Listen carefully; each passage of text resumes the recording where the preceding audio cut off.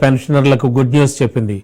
ఉద్యోగుల DA allowance అలాగే మొత్తం 3.64% పెంచింది. పెంచిన డిఏ 2023 జనవరి 1 నుంచి వర్తిస్తుందంటూ ఆర్థిక శాఖ ముఖ్య కార్యదర్శి సందీప్ కుమార్ సుల్తానియా ఉత్తర్వులు జారీ చేశారు. ప్రస్తుతం ప్రభుత్వోద్యోగులకు డిఏ 26.39% ఇస్తుండగా తాజాగా పెంపుతో 30.03% చేరుతుంది. పెంచిన డిఏను జూన్ నెల వేతనంతో జూలైలో ఇస్తారు.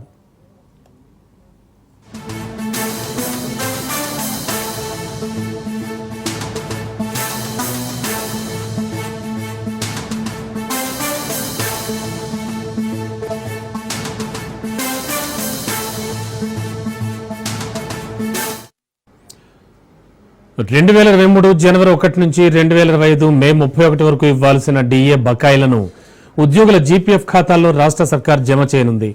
పదవీ విరమణ పొందిన ఉద్యోగులకు డిఏ బకాయిలను 28 వాయిదాల్లో చెల్లిస్తారు. సిపిఎస్ ఉద్యోగులకు 10% డిఏ బకాయిలను ప్రాన్ ఖాతాల్లో జమ చేస్తారు. మిగిలిన 90% బకాయిలను 28 వాయిదాల్లో జూన్ నెల వేతనంతో నెలవారీగా చెల్లిస్తామని 78, 79 జీవోల్లో వెల్లడించారు. జూలై 1, 2023 నుంచి పెండింగ్లో ఉన్న డిఏ అమలుకు సంబంధించిన ఉత్తర్వులను ప్రత్యేకంగా 6 నెలల తర్వాత జారీ చేయనున్నట్లు ప్రభుత్వం స్పష్టం చేసింది.